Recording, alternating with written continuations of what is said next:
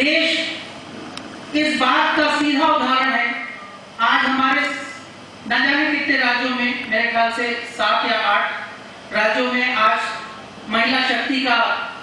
प्रदर्शन हो रहा है और महिला शक्ति को आप हर तरह से, हमारे राष्ट्रपति महोदय भी महिला ही हैं, तो भारतवर्ष इसका सबसे बड़ा उदाहरण है महिला शक्ति का। और ऐसे महिला शक्तिकरण की जब हम बात करेंगे तो मैं चाहता हूं कि ये हमारी बिटिया है छोटी सी, और जब से इसने मेरे घर में जन्म लिया तब से मैंने इस फाउंडेशन में कदम रखा। तो मैं चाहता हूं कि आप लोग तालियां बजाएं। ये छोटी सी बिटिया मेरी बेटी है जहरा, और जब ये पैदा हुई थी तो मुझे ऐसा महसूस हुआ था कि मेरे घर में कोई बदलाव आया। हिंदू मैथोलॉजी के हिसाब से बच्ची जो होती है, बेटी जो होती है, लक्ष्मी का वास वहीं होता है जहां बेटियां होती हैं, और शायद जहां से हम लोग हैं वहां भी बच्चियों को कहीं पीछे नहीं देखा गया। ये कुरीतियां जो समाज में फैली हुई हैं, ये कहीं ना कहीं अशिक्षा का ही प्रतीक है। वरना कभी भी किसी भी धर्म में शिक्षा के प्रति कोई ऐसी बात नहीं कही गई जहां हम ये मैसेज बना सकें कि साहब हमारे धर्म ग्रंथ में ये लिखा हुआ है कि हमारी महिलाओं को मत पढ़ाओ। न जाने क्यों ग्रामीण अंचल से लेकर शहरों तक लोगों के दिमाग में ये कीड़ा बैठा रहता है कि बेटा है तो उसको अच्छी से अच्छी शिक्षा करा दो, और बिटिया है तो कोई बात नहीं, वो तो पराया धन निकल कर दूसरे घर चली जाएगी, इससे पढ़ाने लिखाने से क्या फायदा। हालांकि अगर देखा जाए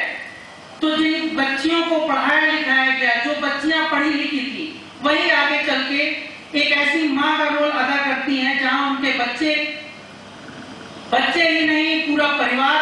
सज और बन जाता है। तो बहरहाल ये बात बहुत लंबी है, इसको करते करते शाम हो जाएगी। हम अपने मेन मकसद पे आते हैं। यहाँ पे हम चाहते हैं कि हम अपनी एक नया प्रोजेक्ट जो हमारी संस्था ने अभी सोच उसके लिए बनाया है, बालिका छात्रवृत्ति योजना, जिसका नाम दिया गया है। हालांकि ये किसी भी प्रकार की कोई स्कॉलरशिप स्कीम नहीं है, ये एक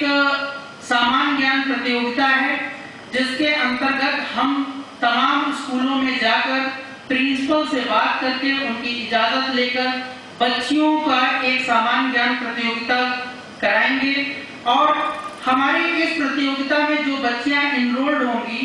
उनको हमारी प्रतियोगिता में जो प्राप्तांक प्राप्त होगा उसके आधार पर हम उनको प्रोत्साहन पुरस्कार के तौर पर नगद धनराशि का प्रावधान कर रहे हैं। ये नगद धनराशि एक मुश्त नगद धनराशि होगी, और जो बच्चियां इस सामान्य ज्ञान प्रतियोगिता में बैठेंगी और 60% से ऊपर मार्क्स लाएंगी, उनको नगद धनराशि के तौर पे 2500 रुपए का एक मुश्त प्रोत्साहन पुरस्कार दिया जाएगा।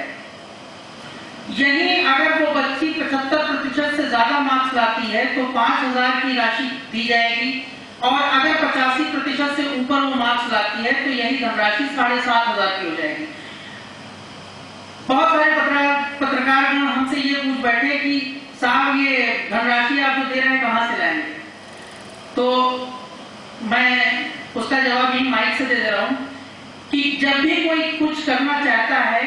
तो उसकी सोच उसको आगे ले जाती है।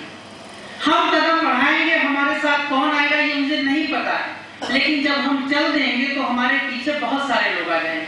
पीछे भी जो हम करते आए वो सहयोग से करते आए, आगे भी हम सहयोग से करेंगे, और हम चाहते हैं कि अपनी आवाज इतनी बुलंद कर लें कि इस संसार में जितने भी लोग हैं जिनके दिलों में इस तरह की भावनाएं पलती हैं, वो हमारे समकक्ष हमारे साथ आकर खड़े हो जाए।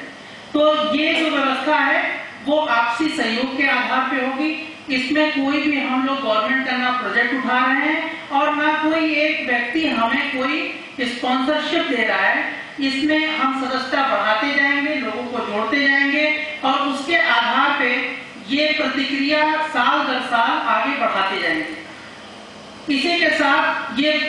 जो प्रतियोगिता हम लोग इस साल शुरू कर रहे हैं, साल के अंत में हम ये देखेंगे कि हमने कितने स्कूलों को कवर किया, और फर्स्ट, सेकंड और थर्ड 3 बच्चियों को हम लोग चुनकर उन्हें नेशनल लेवल पे रिकॉग्नाइज करेंगे, ताकि ये भावना, जो प्रतियोगिता की भावना है, ये हमारे बच्चियों के बीच में जाए और उनके माता पिता को भी लगे कि हमने बच्चियों को अगर पढ़ाया है तो पढ़ाने से भी उन्हें कुछ प्राप्त हो रहा है अपनी पढ़ाई के दौरान ही। साथ में इस तरह का प्रोग्राम करके हम ग्रामीण अंचलों में जाकर उसकी एवी वीडियोस, ये सारी चीजें बच्चियों को दिखाएंगे, उनके माता पिता को दिखाएंगे। तो जो एक जागरूकता मिशन हम चला रहे हैं शिक्षा के ऊपर, उसको अच्छे ढंग से आगे हम बढ़ा सकेंगे।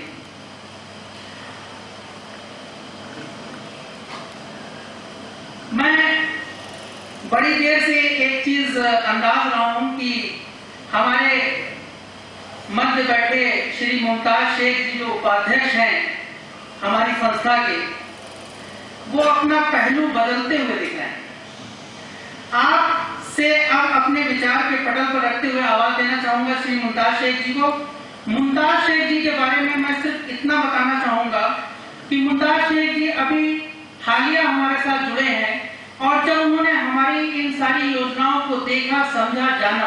तो उसके बाद उन्होंने हमारी जो ये सदस्यता अभियान है, हमारी जो छात्रवृत्ति योजना है, जो प्रतियोगिता ये हम करा रहे हैं जीके कंपटीशन, इसको देखते हुए उन्होंने कहा कि सबसे पहले हमें चाहिए कि हम कुछ ऐसा करें कि जिससे मैसेज हमारे लोगों के बीच में जाए कि हम इस चीज को, जिसको कर रहे हैं, उसको किस स्तर पर ले जा सकते हैं। आज ये मीटिंग जो हमने यहाँ पर रखी है, ये जो सेमिनार ऑर्गेनाइज हुआ है, वो इसी सोच से हुआ है कि जब तक हम बाहर नहीं निकलेंगे, लोगों के समकक्ष नहीं जाएंगे, अपनी बात आगे नहीं करेंगे, तब तक लोग हमारे उद्देश्यों को नहीं समझ सकेंगे। मैं मुमताज जी का आभारी हूँ कि उन्होंने इस फाउंडेशन के द्वारा